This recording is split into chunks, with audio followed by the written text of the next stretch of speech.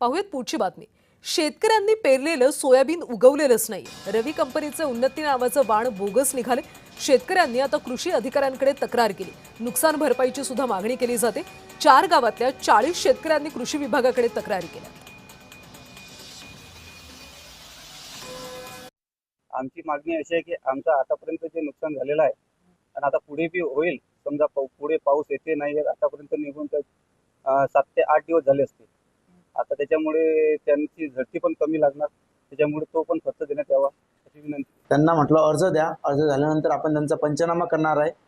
Scientist सोबत राहतील आणि जी टीम आहे शासनाची त्या टीमच्या अंतर्गत त्यांचे पंचनामे होतील आणि त्यांना आपण शासनाला रिपोर्ट सादर करणार। कुठल्या प्रकारचं ते बियाणं दिसत नाही, एक झाड इथं तर एक झाड तिथे, त्याची क्षमताच फार कमी होती।